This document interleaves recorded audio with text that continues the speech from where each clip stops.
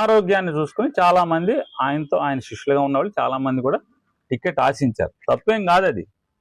ఈయన ఆరోగ్యం చెడిపోయింది కాబట్టి టికెట్ కొడుకు ఇచ్చే బదులు మాకిమ్మని చెప్పారు. తప్పని మేము అంటలా. ఆ రోజు కోనేరు రంగారావు ఉప ముఖ్యమంత్రి కావండి, మా నాన్నకి ఏరాబోరే ఫ్రెండ్ కాబట్టి ఆయన వచ్చి, అరే కృష్ణ, నీ కొడుక్కి మనం ఇప్పించలేము, నువ్వైతేనే నేను పివి నరసింహరావుతో మాట్లాడి తీసుకురాగలను అని చెప్పి మా ఇంటికి వచ్చి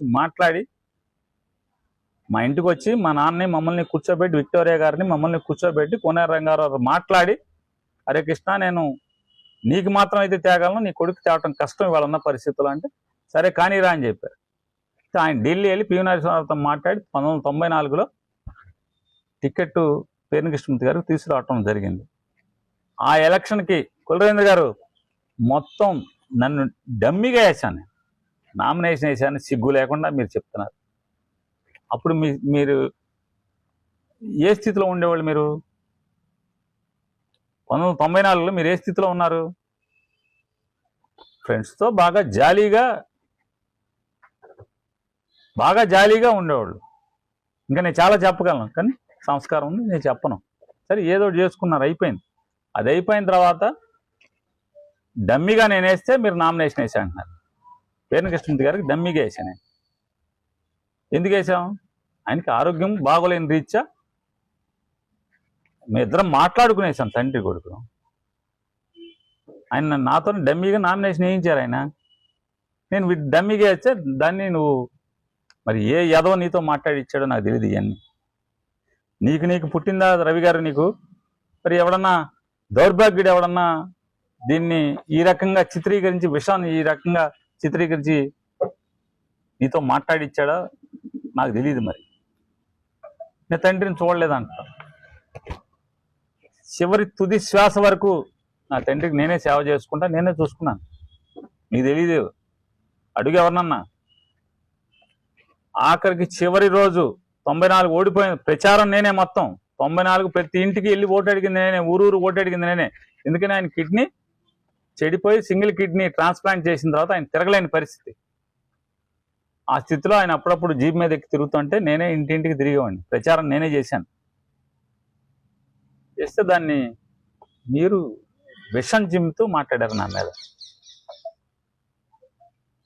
మీకు పోనీ ఏమన్నా ఈ విషయాలు ఏమన్నా తెలుసా? మీకు తెలుసా అన్నా?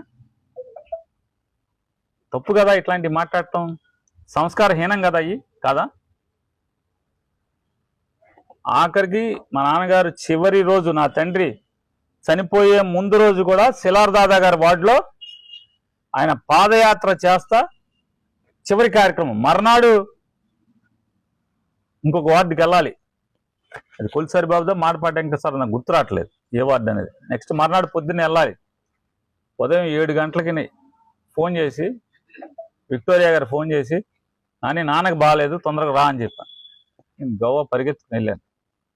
వెళ్తే స్కూటర్ వేసుకుని వెళ్ళాను. వెళ్తే అప్పటికే ఆయన ఆయాసపడుతున్నారు.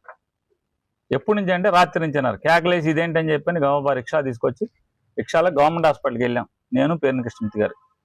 గవర్నమెంట్ హాస్పిటల్కి రిక్షాలో వెళ్ళి ఐసీయూలో ఉన్నారు. అంటే వెంటనే ఆ పెంకుటింట్లోనే ఉండేది అప్పుడు గవర్నమెంట్ హాస్పిటల్. డాక్టర్లు ఆక్సిజన్ పెట్టారు, అన్నీ పెట్టారు. ఆ రోజు నా తండ్రి నన్ను పిలిచి, విక్టోరియా గారిని నా చేతిలో చేసి, దానికి ఎవరూ లేరు, ఏ పిల్లలు లేరు, నువ్వే మొత్తం, నేను వెళ్ళిపోతున్నాను, నాకు అర్థం అవుతుంది, నేను చచ్చిపోతున్నాను, నువ్వే చూసుకొని ఆవిడ చేయిని నా చేతిలో వేసి బాధ్యత నాకు అప్పచెప్పారు. అందుకే చివరి రోజు వరకు రోజు పొద్దున సాయంత్రం నేను ఇంటికి వెళ్ళేవాడిని. ఆవిడ మరణించే చివరి అంత్యక్రియలు కూడా, అంత్య కార్యక్రమాలన్నీ కూడా నేనే చేశాను, నా చేతుల మీద. దినం కూడా నేనే చేశాను. నేను నామోషి పడలా, సిగ్గుపడలా. మా నాన్న 2వ భార్య ఉంది, మా నాన్న 2వ పెళ్లి చేసుకున్నాడు, నేను ఎక్కడ సిగ్గుపడలా. మా నాన్నకి ఇష్టమైంది, మా అమ్మ మీ నాన్న ఏదైతే మీ నాన్నకి ఇష్టమైంది ఊరుకోండి అని చెప్పారు. ఆఖరికి మీ పక్కన ఉన్నటువంటి కొనకాల నారాయణ గారు ఇవాళ ఉన్నారు, కనుక్కోండి. కొనకాల నారాయణ గారు హాస్పిటల్కి వచ్చి, నాని మన ఇంటికి తీసుకెళ్దాం నాన్న అన్నాడు. వద్దు బాబాయ్, ఆయనకి ఎక్కడ ఇష్టమైతే అక్కడికే తీసుకెళ్దాం, ఇప్పుడు శవాన్ని తీసుకెళ్ళి మనం ఏం చేసుకుంటాం బాబాయ్ చెప్పి ఆయనతో మాట్లాడాను. గుడ్ నాన్న, మంచి మాట మాట్లాడు పదని. అప్పటికి అందరూ చనిపోయేప్పటికి అందరూ వచ్చారు, అందరం కలిసి విక్టోరియా ఇంటికి దగ్గరే అంత్యక్రియ అక్కడ పెట్టి అంత్యక్రియలు చేశాం. నేను మళ్ళీ అక్కడి నుంచి ఇక్కడికేం రాలా. అక్కడి నుంచే మొత్తం అన్ని దశదిన కార్యక్రమాలన్నీ కూడా అక్కడే పూర్తి చేసి వచ్చాం. విక్టోరియారి కూడా నేనే చేశా. మీరు దాన్ని నీ తండ్రిని అన్నం పెట్టలేదు, నీ తండ్రికి చూడలేదని, తండ్రిని చూడలేదని, తండ్రికి నామినేషన్ వేశానని, మా నాన్న చంపుతాకి పోయిందండి.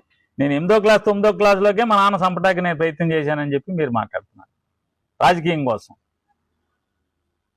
నేను ఇదంతా మా కుటుంబ చరిత్ర, మా తండ్రి చరిత్ర, మా కుటుంబం గురించి ఎందుకు మీకు చెప్తానంటే చాలా నీచంగా, అసహ్యంగా, కుసంస్కారంగా మీరు అవాకులు పేలారు కాబట్టి ఇవన్నీ నేను మాట్లాడాను. ఈ విషయాలన్నీ కూడా కొత్త తరానికి తెలియదు, కానీ పాత రోజుల్లో పేరిని కృష్ణమూర్తి గారి సమకాలీకులుగా ఉన్న ప్రతి ఒక్కరికి, ఓటర్కి కూడా తెలుసు, ఆఖరికి ప్రతి ఓటర్కి కూడా తెలుసు. ఇది వాస్తవాలు. అయ్యా, ఎవరైతే విన్నారో కొల్లు రవీంద్ర గారి నోట్లోంచి అంటే దిగజారి ఒక మంత్రిని అనే స్థాయిని కూడా ఆయన మర్చిపోయి కుసంస్కారంతో అసహ్యంగా, నీచంగా మాట్లాడిన మాటలకి వివరణ ఇవ్వాల్సిన పరిస్థితి, అగత్యం రావటం నా కర్మ కాబట్టి ఇంకేముందని కూడా నేను మీ అందరికీ తెలియజేసుకుంటూ, ఆ రోజు నుంచి ఎప్పటికి కూడా నేను ఈ రోజు కూడా చాలాసార్లు చెప్పాను, నా తల్లి నాకు దేవుడి కంటే ఎక్కువ అని చెప్పి చాలాసార్లు ఈ మధ్యకాలంలో కూడా చెప్పాను. ఏ కారణాలు, మా కోసం తను ఎంత గాయపడ్డా పిల్లల కోసం బతికింది కాబట్టి, మమ్మల్ని చూసుకుని బతికింది కాబట్టి, మమ్మల్ని పెంచడానికి బతికింది కాబట్టి మేము ఈ రోజుకి అదే చెప్పాం. అలా జరుగుతున్న క్రమంలో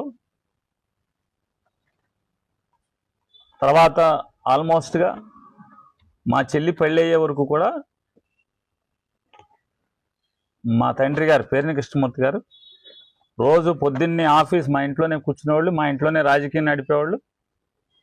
సాయంత్రం నుంచి ఆయన నచ్చిన చోటుకి వెళ్ళేవాళ్ళు, ఆయన 2వ భార్య దగ్గరికి వెళ్ళేవాళ్ళు.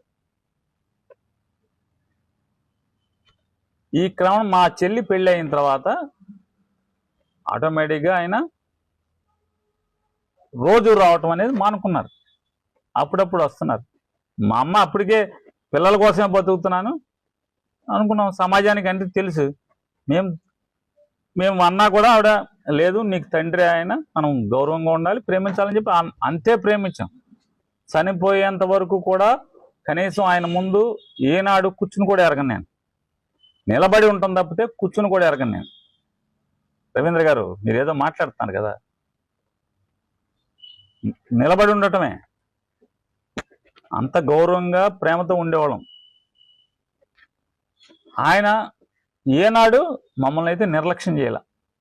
మా చదువులో కానీ లేదా మమ్మల్ని చూడటంలో కానీ, మా ఆలనా పాలనా కనిపెట్టుకోవటంలో ఏ రోజు మమ్మల్ని నిర్లక్ష్యం చేయాల. మా కుటుంబాన్ని లేదా మా సిస్టర్, నా చెల్లిని కానీ, నన్ను కానీ, మన కానీ పట్టించుకోవటంలో ఎప్పుడు నిర్లక్ష్యం చేయాల.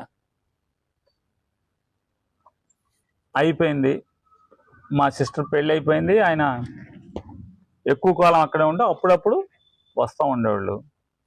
నేను కూడా అప్పటికి ఎదిగి పెద్దోడిని అయిపోయాను. ఇంకా నేను మా నాన్నగారిని అంటే 8వ క్లాస్ 9వ క్లాసులోనే మా నాన్నగారిని దిండేసి చంపడానికి రాజకీయం కోసం ప్రయత్నం చేశానా? చెప్పండి రవి గారు. నేను 8వ క్లాస్ 9వ క్లాసులో ఉంటేనే మా నాన్నగారిని చంపడానికి ప్రయత్నం చేశాను దిండు పెట్టి. నోటికి కొంచెం కూడా అరే రాజకీయాల్లో ఏం మాట్లాడుతున్నాం అనేది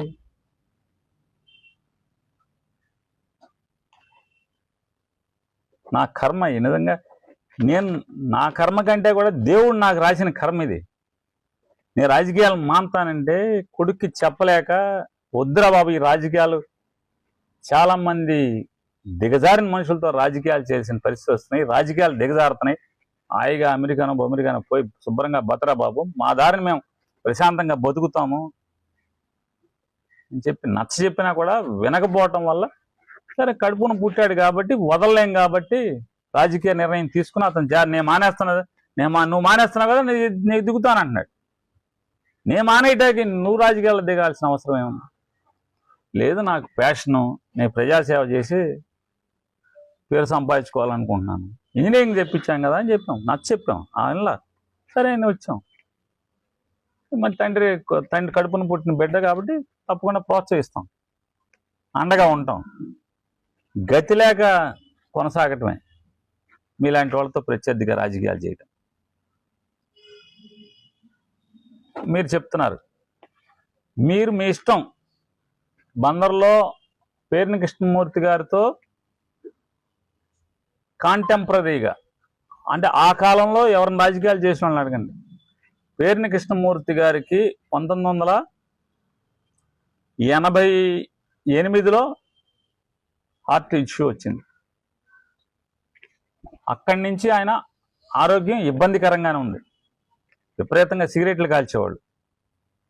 మందు అనేది ఎప్పుడు లేదు. కాబట్టి బందరంతా కూడా ఆయన జీర గొంతును చూసి మందు తాగుతారన్నవాళ్ళు. ఆయన ఏనాడు ఆయనకున్న లోపం వల్ల ఆయన నా తల్లి ఉండగా నత్తా విక్టోరియా గారు అనేటువంటి ఆవిడని రెండో వివాహం చేసుకోవడం తప్పితే, సిగరెట్ కాల్చడం తప్పితే అంతకుమించి నాకు తెలిసి అయితే, నేను పుట్టిన కడుపుని బిడ్డగా దగ్గర నుంచి చూసినాడుగా నాకు తెలిసి ఏ దురలవాట్లు లేవు. ఆయన గుండె ఆపరేషన్ అయింది, గుండె ఇబ్బంది వచ్చింది. అపోలో హాస్పిటల్లో ఆర్టీసీ ఏదో యూనియన్ గొడవ జరుగుతుంటే అక్కడి నుంచి, ఆ యూనియన్ దగ్గర నుంచి అపోలో హాస్పిటల్లో జాయిన్ చేశారు. వెంటనే పరిగెత్తుకెళ్ళాం అందరం. అక్కడ వైద్యం చేయించుకుని వెనక్కి వచ్చాం. ఇవన్నీ నేను చదువుకుంటానే, ఈ బాధలన్నీ కూడా నేను చదువుకుంటా ఉండగానే జరిగినాయి. ఇవన్నీ కూడా అయిపోయిన తర్వాత 89లో ఆయన ఎమ్మెల్యేగా పోటీ చేశారు. 81లో మున్సిపల్ చైర్మన్, 87లో మున్సిపల్ చైర్మన్. మా జీవితం ఈ గాథ నడుస్తున్నంతసేపు ఇవన్నీ కూడా ఆయన మున్సిపల్ చైర్మన్గానే ఉన్నారు 2 సార్లు. 1981 నుంచి 89 దాకా మున్సిపల్ చైర్మన్గా ఉన్నారు. 89 నుంచి 94 దాకా ఎమ్మెల్యేగా ఉన్నారు.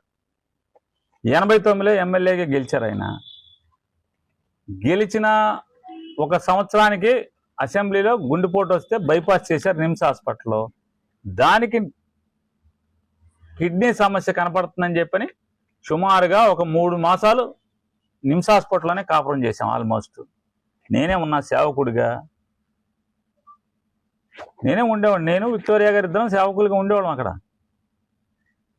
అయిపోయిన తర్వాత బైపాస్ అయింది. అయినప్పుడు కిడ్నీ ట్రబుల్ ఉందని చెప్పారు. తర్వాత ఆయనకి 93కి వచ్చేప్పటికి 2 కిడ్నీలు ఫెయిల్ అయిపోయినాయి ఆయనకి.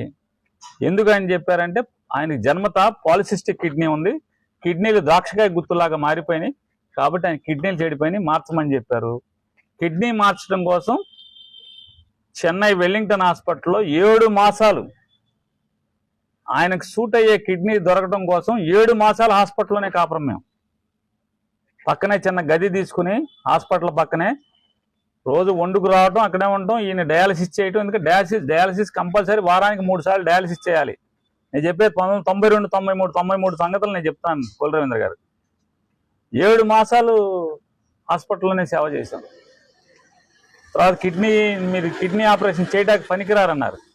అప్పట్లో కలర్ డాప్లర్ అనేది ఇప్పుడు అందరూ చేస్తున్నాం. అప్పుడు కలర్ డాప్లర్ కానీ తర్వాత పర్యవసానం దాన్ని ప్రత్యామ్నాయంగా ఒకసారి చూసిరండి చూద్దాం అన్నారు. కలర్ డాప్లర్ చేస్తే కిడ్నీ ఆపరేషన్ పనికొస్తాడని చెప్పారు, చేశారు. ఆ కిడ్నీ ఆపరేషన్ సక్సెస్ అయినప్పుడు నన్ను విక్టోరియా గారిని ఇద్దరిని కూర్చోబెట్టి, ఇక నేను రాజకీయాలు చేయడం కష్టం, మన నానిని రాజకీయాల్లోకి దింపుదామని చెప్పి విక్టోరియా గారు, పేర్ని కృష్ణమూర్తి గారు నన్ను కూర్చోబెట్టి చెప్పారు, వెళ్ళాక నువ్వు రాజకీయాలు మొత్తం చూసుకుంటా ఉండాలి, తప్పదు, ఇక నేను అయిపోతాను, ఎన్నాళ్ళు బతుకుతాను తెలియదు, ఇంట్లోంచి బయటికి రావటానికి లేదు, 2 కిడ్నీ మార్చారు కాబట్టి అని చెప్పి ఆ రోజు మాట్లాడుకున్నాం. ఆ రోజు మేము ముగ్గురు మాట్లాడుకున్న మాటల దృష్ట్యానే, మేము తీసుకున్న నిర్ణయం దృష్ట్యానే ఆయన మాస్క్ వేసుకుని జనంలో కూర్చుంటే కలెక్టర్ ఆఫీస్ దగ్గరికి ప్రజలను తీసుకెళ్తాం, లేదా ఎంఆర్ ఆఫీసులు తీసుకెళ్తాం, ఏ ఆఫీస్కైనా ఇంటికి వచ్చిన వాళ్ళందరినీ కూడా తీసుకెళ్తాం అనేది ఆ రోజు నా ఉద్యోగం. అలా స్టార్ట్ అయ్యాను నేను. జనసేనకు సంబంధించినటువంటి తగు మీకేం సంబంధం మా మధ్యలోకి వచ్చని చెప్పని రామకృష్ణ గారును జనసేన ఇన్ఛార్జి గారు కొల్లు రవీంద్ర గారు ఇద్దరు కూడా మాట్లాడారు. అంటే జనసేన కార్యకర్త ఇల్లు తెలుగుదేశం మంత్రి గారు పద్దలు కొడుతుంటే వైఎస్ఆర్ కాంగ్రెస్ పార్టీ వాడు నీకేంటి సంబంధం, మధ్యలో నువ్వు దూరతాకి నీకేంటి, మేము చూసుకుంటాం, నువ్వెవడివి మధ్యలో అని చెప్పి మాట్లాడుతున్నా. నాకైతే ఒక చిన్న ఇట్లాంటిదే యథార్థ ఘటన నాకు గుర్తుకొచ్చింది. భర్త లేకుండా పిల్లలు ఉన్నటువంటి ఒక తల్లి, అప్పటికే పిల్లలున్న ఒక తండ్రి ఇద్దరు కలిసి సహజీవనం చేస్తుంటే తల్లి చేసుకున్నటువంటి లేదా తల్లి సహజీవనం చేస్తున్నటువంటి వాడు అందులో యవ్వనవతి అయిన పిల్లని చెరబట్టే ప్రయత్నం చేస్తుంటే ఆవిడ యవ్వనవతి తల్లికి చెప్తుంటే తల్లి ఆ అగత్యాలని ఆ దుర్మార్గాన్ని ఆపలేని స్థితిలో ఉంటే ఎదురింట్లో ఉన్నటువంటి వాళ్ళ కుటుంబానికి పడినటువంటి ప్రత్యర్థుల్ని సాయం కోసం అరిచి పిలిస్తే ఇంటి ఎదురుకుండా ఉన్న ప్రత్యర్థులు వాళ్ళ సహజీవనం చేస్తున్న ఆడ మగవాళ్ళకి పన్నోళ్ళు ఎదురుగుండా వాళ్ళు ఏంటి ఆ అమ్మాయి కేకలేస్తుందండి అని చెప్పని, కాపాడమంటుందండి అని చెప్పని పరిగెత్తుకొస్తే నువ్వెవడోరా ఆ తల్లి అంటది, నువ్వెవడోరా, నేను సహజీవనం చేసేవాడు ఏమైనా చేస్తాడు, నన్ను చేస్తాడు, మా పిల్లల్ని చేస్తాడు, నువ్వెవడోరా, నీకేం సంబంధం, మా అమ్మాయి పిలిస్తే వస్తారా? ఇది యథార్థ ఘటన జరిగింది. దానికి దీనికి తేడా నాకేం కనపడతలా. ఆ ఇంటైనా ఎవరైతే మీరు ఇల్లు నేలమట్టం చేశారో ఆ ఇంటైనా ఫోన్ చేసి రమ్మంటే ఎలాకేం చేస్తాం? మీరు వెళ్ళరేమో. మరి కష్టంలో ఉన్నవాడు పిలిస్తే పరిగెడతారు. రాజకీయాల్లో చెప్పేది అదే కదా, కష్టంలో ఉన్నవాడు పిలిస్తే నేనేమి పరిగెత్తుకుని వెళ్ళా రాజకీయాల కోసం. కావాలంటే నా కాల్ డేటా ఇస్తా, నా ఫోన్ నంబర్లు చూసుకో, కాల్ డేటాలు చూసుకో. వెంకటజలం గారు కానీ వాళ్ళ అబ్బాయి కానీ నంబర్లు నా దాంట్లో, మా అబ్బాయి దాంట్లో, కిట్టు దాంట్లో ఉన్నాయా లేవా అనేది, ఏ తారీఖు నుంచి ఏ సమయాన్ని నుంచి ఉన్నాయో అనేది. నేను ఫస్ట్ కాల్ అందుకున్నది చెరుకువాడ రంగనాథరాజు గారు, మాజీ మంత్రి గారు తల్లి చనిపోతే నేను పలకరిస్తాక అక్కడికి వెళ్తే అక్కడ ఉండగా నాకు ఫస్ట్ కాల్ వచ్చింది సాయంత్రం పూట.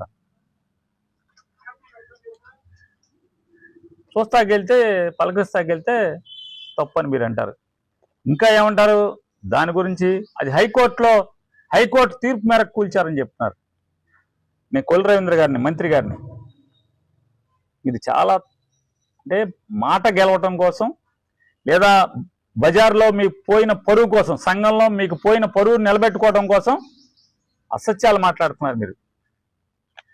మీ ఇష్టం, మీరు ఎటువంటి పని చేయమంటే ఆ పని నేను చేస్తా. కోర్టు తీర్పు లేదు దాని మీద, అది కూలదోయమని పడేయమని కోర్టు తీర్పు లేదనేది నేను గట్టిగా ఘంటాపదంగా చెప్తా. మీ దగ్గర ఉంటే మీ కమిషనర్ గారిని ప్రపంచానికి చూపించమని చెప్పండి. సరే,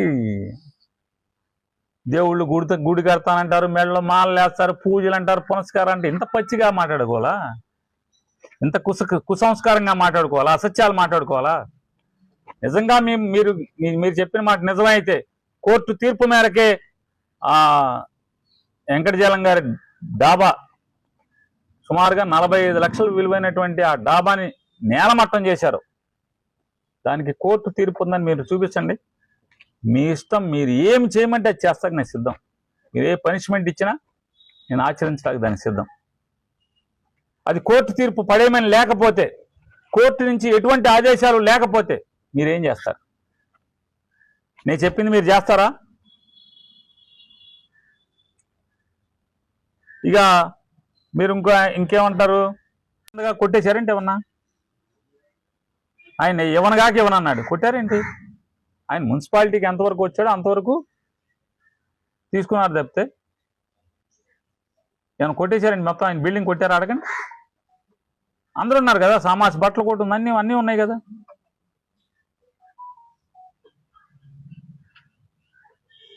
మొత్తం రోడ్డు వైడనింగ్ కోసం జరిగితే కల్పనా టెక్స్టైల్స్ గురించి నేనేదో తప్పు చేశాను మాట్లాడుతాం. అందరు ప్రజలు చెప్పండి, ఆ రోడ్డు వైడనింగ్ చేయడం నాకు చేసిన తప్పని. మెయిన్ రోడ్డు బందర్కి నేనేం చేయలేదని ఒక పక్క మాట్లాడతావు, 3 సార్లు గెలిచావు ఏం చేశా అంటావు, నీ నోటితోనే బందర్ రోడ్డు వైడింగ్ చేశానంటావు. దీన్ని బట్టి మీ నోరు ఎంత చండాలంగా ఉందో అనేది, అంటే మీరు మాట్లాడే మాటలు సంస్కారహీనంగా ఉన్నాయని అర్థం కావట్లేదు రవి గారు. బందర్కి ఏమి చేయలేదంటావు, రోడ్డు వైడింగ్ నేనే చేశానంట, పేరు నాని చేశాడంట. ఇవాళ గాంధీ గారిది చిలకలపూడి అంబుల్ గారు రంగా గారు బొమ్మ దగ్గర నుంచి, అంటే 3 గోళ్ల సెంటర్ నుంచి మదర్ తెరిసా విగ్రహం వరకు ఏం అవసరం ఉందని చెప్పని రోడ్డు వైడనింగ్ చేశారని మాట్లాడుతున్నాను. నేనేమంటున్నానండి, అసలు జిల్లా పరిషత్ సెంటర్ దగ్గర నుంచి మదర్ తెరిసా విగ్రహం వరకు ఏం అవసరం ఉందని మీరు వైడనింగ్ చేశారు? ఏం అవసరం ఉందని వైడనింగ్ చేశారు చెప్పండి. అవసరాలు, ట్రాఫిక్ అవసరాలే ఉంటాయి. పేరు నానికి ఎవరికి అవసరం, నువ్వు ఎవరికో రంకు అంట కడదామని మీరు నా బినామీకి ఉందని. అరే బినామీ ఉంటే చట్టాలు ఉన్నాయి, ఆస్తి రికవర్ చేసుకో, రెవెన్యూ రికవరీ యాక్ట్ కింద లేదా బినామీ యాక్ట్ కింద కలేజా లేదా సత్తా లేదా మీ గవర్నమెంట్కి అని అడుగుతున్నాను. నా బినామీలుంటే కనుక బందర్లో నాకు బినామీలుంటే బినామీ చట్టం ఉపయోగించి ఆస్తుల్ని చేజిక్కించుకుని గవర్నమెంట్ దాన్ని వేలం వేసే సీజ్ చేసే అధికారం ఉంది కదా. మీకు కలేజా లేదా అంటున్నా, మీకు సత్తు లేదా, సత్తా లేదా, సరుకు లేదా రవీంద్ర గారు మీ ప్రభుత్వానికి? నోరుంది కదా అని ఎవడు బినామీ ఎవడు? అక్కడున్న ప్రతి ఒక్కరిని బందర్లో ఎక్కడైనా సరే పేరుని నాని అనేవాడు అందరినీ బతిమాలి బామాలి కాళ్ళు పట్టుకుని నచ్చ చెప్పి వాళ్ళకి ఆల్టర్నేటివ్ చూపించి మాత్రమే తీస్తాడు. ఎక్కడైనా సరే ఆల్టర్నేటివ్ చూపించి మరే వాళ్ళందరికీ నేను ఈ గజం 20,000 25,000 ఖరీదు చేసే స్థలాన్ని నేను ఇచ్చాను ప్రతి ఒక్కరికి. మీకులాగా కొట్టి తోలేలేదు, ఎక్కడ రోడ్డును పడేలా, అందరికీ నచ్చ చెప్పి వాళ్ళ ఇల్లు కట్టుకునే వరకు అద్దె కింద కూడా నా సొంత జేబులో డబ్బులు 10,000 రూపాయలు మనిషికి ఇచ్చాను. అందరికీ పట్టా ఇచ్చాను చిలకలపూడిలోనే, వాళ్ళ ఇళ్ళ పక్కనే. ఫర్ ఎవర్ అది పట్టాల చేతిలో ఉంటుంది.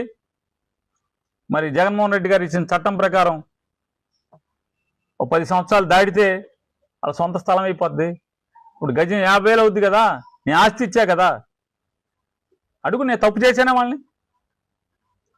మీరు బెరాకా చర్చ్ అంటున్నాడు, అక్కడ ఏ చర్చ్ ఉందో కూడా మా దురదృష్టం, మీరు ఎమ్మెల్యే కూడా మీకు తెలియదు. అక్కడ ఓసన్న మందిరం ఉంటే బెరాకా చర్చ్ అన్నారు. రోజు బెరాకా జపం కదా మంది, పాలు నీళ్లు.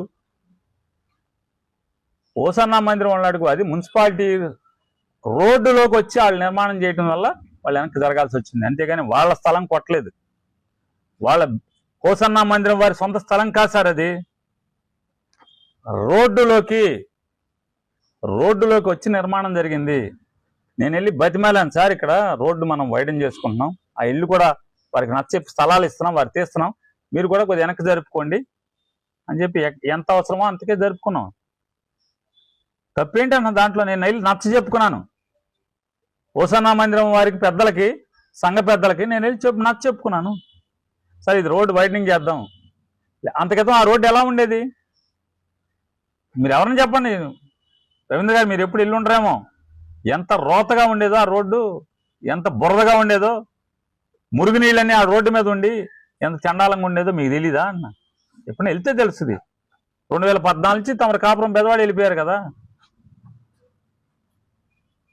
ఎప్పుడో చుట్టం చూపుగా ప్రోగ్రాంకి రావటమే కదా తమరు. నేను అది తప్పని నేను అంటలా, ఎందుకంటే మీరు ముఖ్యమంత్రి స్థాయికి వెళ్ళిపోయారు కాబట్టి మీరు ఎక్కడున్నా తప్పేం లేదు, నేను తప్పని అంటలా.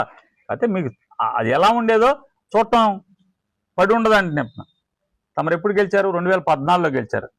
వాళ్ళు 14 నుంచి 19 దాకా ఈ బందర్లో ఏముందో ఒకసారి మీరు చెప్పండి. పోనీ మీరు 5 ఏళ్లే కదా, ఈ 2 ఏళ్ళు, ఆ 5 ఈ 2 7 ఏళ్ళలో అసలు మీరు చేసింది ఏంటి చెప్పండి, మీ ఇష్టం. 7 ఏళ్లే కదా మీరున్నది, 7 ఏళ్లే కదా. 7 ఏళ్ళు 2014 తర్వాతే కదా. ఏం జరిగిందన్న? మీ ఇష్టం. Fishing harbour, port, university, medical college, లేదా గవర్నమెంట్ పాలిటెక్నిక్, నర్సింగ్ కాలేజీ, మీ ఇష్టం. మీ పేరు చెప్పండి. ఈ రోడ్లు వైడనింగ్ మీరు 14 దాకా లేరు కదా. 2004 నుంచి 2014 దాకా ఏ పనైనా నేనే కదా చేసింది. మీ ఇష్టం. బందర్లో వెళ్ళి ఎన్ని రోడ్లు ఎక్కడెక్కడ పడినాయి, ఎన్ని పేటలు బాగుపడినాయి. నేను చెప్పే యూనివర్సిటీ శాంక్షన్ మీకు తెలుసా? మీరు వచ్చేప్పటికి యూనివర్సిటీ ఉందిగా బందర్లో, లేదా? నర్సింగ్ కాలేజీ ఉంది కదా, గవర్నమెంట్ పాలిటెక్నిక్ ఉంది కదా. ఇది 2014లో మీరు అయ్యేప్పటికే బీచ్ రోడ్లో గ్రామాలన్నిటికీ మంచిళ్ళు, అప్పటికే మంచిళ్ళు నేను ఓపెన్ చేసా కదా. ఇప్పుడు 2009కే ఓపెన్ చేసా కదా. ఇటు రోడ్లో అప్పటికే నీళ్ళు ఉన్నాయి కదా. మీరు వచ్చి ఏంటి చేసింది బందర్కి పని చెప్పండి మీరు. కాదు, సర్కార్ తోట, జిల్లా పరిషత్ నుంచి సర్కార్ తోట రోడ్డు, ఇంకోటి ఇంకేమున్నాయి, రైలు గేట్ కాడి నుంచి ఆ దొంగ శంకుస్థాపన చేసిన దిమ్మదాకా రోడ్డు వైడనింగ్, ఇంకేమున్నాయి? ఇంకేమైనా ఉంటే గుర్తుండి చెప్పండి ఒకసారి. 2014 ముందు జరిగిందంతా మీకు సంబంధం లేదు కదా. మరి ఎక్కడి నుంచి వచ్చినాయి? గాలికి వచ్చినాయా? కాదు సార్, మీరు మాట్లాడేదానికి అర్థం ఉండాలి కదా. పేరుని కృష్ణమూర్తి గారు అంటే రంగా బొమ్మ పెట్టించలేదంటే, సరే పేరుని కృష్ణమూర్తి గారు, కులరేంద్ర గారు, పేరుని కృష్ణమూర్తి గారు, రంగా గారు దేక్కుని తిరిగేవాళ్ళు. ఆ రంగా గారు మరణించే వరకు ఇద్దరు కలిసి దేక్కుని తిరిగేవాళ్ళు. ఆ రోజు బాలేశ్వరరావు గారు, వాళ్ళు కాపులే, బాలేశ్వరరావు బంకోళ్ళు వాళ్ళు అబ్జెక్షన్ పెట్టి వాళ్ళు గొడవ చేసింది. పేరుని కృష్ణమూర్తి గారికి ఏంటి సంబంధం?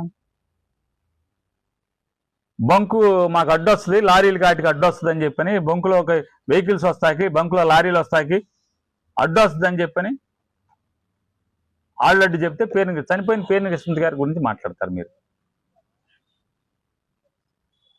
వయసుకు తగ్గ మాటలు మాట్లాడితే బెటర్. నరమాంతరపు సిరి వచ్చినట్టు మాట్లాడడం కాదు. నేను అడిగిన ప్రశ్న ఒక్కదానికి సమాధానం చెప్పకుండా సంస్కారహీనంగా మీ ఇష్టం వచ్చినట్టు మాట్లాడారు. బందరకోట గురించి చెప్పరు సమాధానం, మార్కెట్ గురించి చెప్పరు సమాధానం. ప్లాన్ లేకపోతే పడేసే పరిస్థితి అయితే నేను చెప్తున్నానండి. మీరు బందరకోటలో మీరు కట్టుకున్న ఇంటికి ప్లాన్ లేదు, మీరు మార్కెట్లో కట్టిన కాంప్లెక్స్కి ప్లాన్ లేదు, ఆన్ రికార్డ్ ప్లాన్ లేదు, లక్ష్మీ టాకీస్ సెంటర్లో కట్టిన పోలీస్ కాంప్లెక్స్కి ప్లాన్ లేదు, లక్ష్మీ టాకీస్ సెంటర్లో అంబేద్కర్ బొమ్మ దగ్గర కట్టిన పోలీస్ కాంప్లెక్స్కి ప్లాన్ లేదు, నడి బొడ్డులో ఉంది. పోలీస్ కళ్యాణ మండపానికి ప్లాన్ లేదు. కొట్టేస్తారా? సినిమా ఉందా? అంత సినిమా మనకి ఉందా సార్? చెప్పండి సార్. బందర్లో నేను లిస్ట్ ఇస్తా సార్ మీకు, ప్లాన్ లేని ఇళ్ళు ఉన్నాయో ఎతికిస్తా మీకు. కొడతారా? కొట్టగలరా అని అడుగుతున్నాను. ఆడెవడో చెప్తాడు ఒకడు, సురేష్ గారి ఇంటి పేరేంటే కాదు, వైశాస్, ఎండూరు సురేష్ గారు అంట. మా అబ్బాయి ఎంపటి తిప్పుకుంటాకి బొక్కలు ఎట్టానని ఒకడు మాట్లాడతాడు. బొక్కలు ఎడితే ఎంపటి తిరుగుతారా? బొక్కలెడితే ఎంపటి తిరుగుతారా? సురేష్ గారితో మాట చెప్పించండి, పేరు నాగాడు మా ఇంటికి ఎంపటి తిప్పుకోవడం బొక్కలెట్టాడని.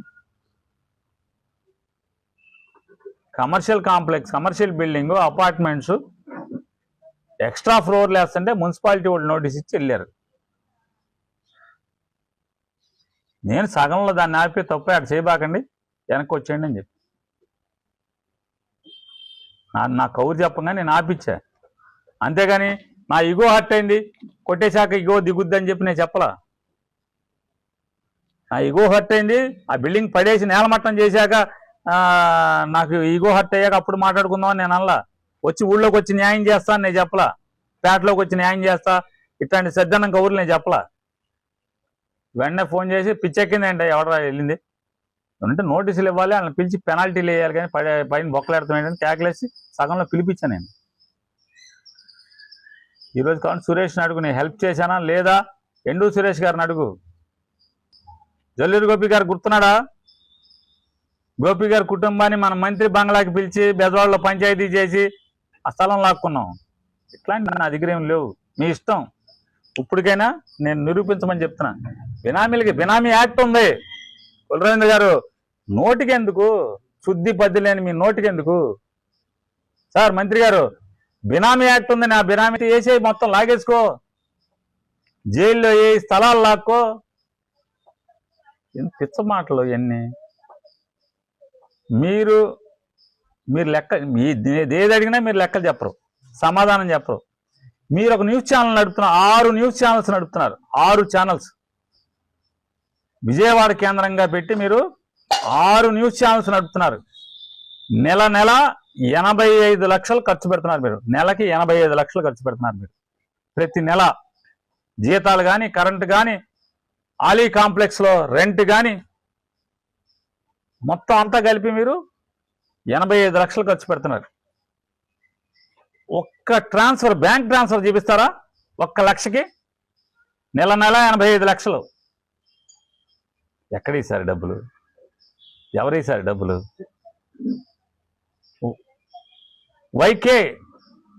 వైకే ఛానల్, వైకే టీవీ ఉంది కదా, వైకే టీవీ 85 లక్షల నెలకు మీరు ఖర్చు పెడుతున్నారు.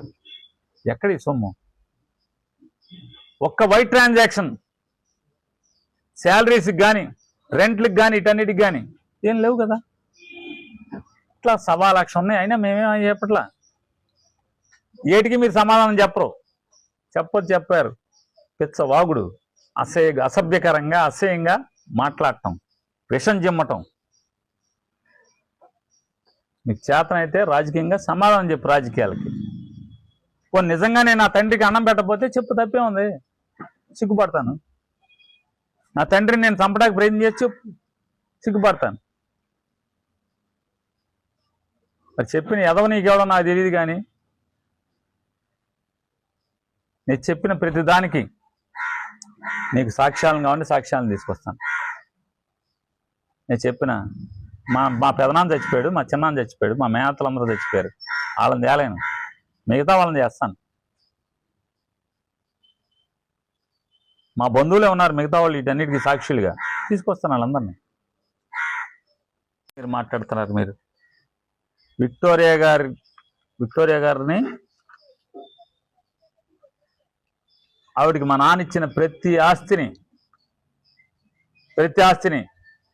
సాక్షి సంతకం పెట్టి, వాళ్ళ కుటుంబం అంతా అమ్ముకుంటే సాక్షి సంతకం పెట్టింది నేను మొత్తం అన్నిటికీ. మీ బాలాజీ గారు కొనుక్కున్నారు, మా నాన్న ఉన్నాడు అన్నారు. ఆ ఇంటిని లంకిశెట్టి బాలాజీ గారు కొనుక్కున్నారు. కొనకాల నారాయణ గారు నా దగ్గరికి వచ్చి అడిగాడు, నానే దాన్ని నువ్వు కొనుక్కోని. బయలువడి బాబాయ్, మా నాన్న సంపాదన, మా నాన్న దాన్ని నేను కొనుక్కోవడం అండి, నాకేం అక్కర్లా, తీసేసుకోమని చెప్పాను నేను.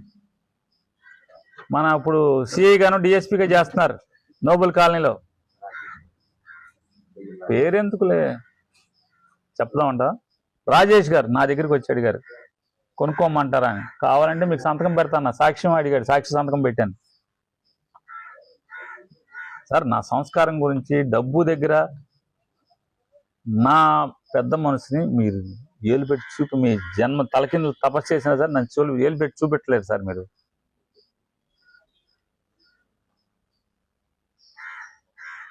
మీ తెలుగుదేశం కార్యకర్తలను అడగండి, నా వ్యక్తిత్వం ఏంటో, కార్యకర్తలను కాపాడుకోవటంలో నా తీరేంటో, నేను ఎట్ట నిలబడతాను ఎన్నో వాళ్ళే చెప్తారు. మీరు వేరే ఎవడేమో సాక్ష్యాలు అక్కర్లా నా గురించి. దయచేసి నేను ఒకటే అడుగుతున్నా, ఆ ఇల్లు కోర్టు ఆర్డర్ లేకుండా మీరు పడేయించారు మీరు. ఏమన్నా అంటే తగాదాలు ఉందన్నారు. 100 తగాదాలు ఉన్నాయి. ఆఖరికి మీరు ఇల్లు కట్టింది కూడా తగాదాలని ఉంది. లింక్ డాక్యుమెంట్లు లేవు బందరకోటలో, లింక్ డాక్యుమెంట్లు లేవు. మరి పడేసేద్దామా? పడేసేయండి. మరి అది మాట్లాడేప్పుడు రాజకీయ పరంగా మాట్లాడితే బెటర్. అసహ్యంగా, అసభ్యకరంగా కొన్ని ఉన్నాయి మాట్లాడితే, నిజాలు మాట్లాడితే తప్పులేదు. నిజాలు మాట్లాడకుండా వ్యక్తిత్వ హననం కోసం నీచంగా మాట్లాడటం, కుసంస్కారంగా మాట్లాడటం, సంస్కారహీనంగా మాట్లాడటం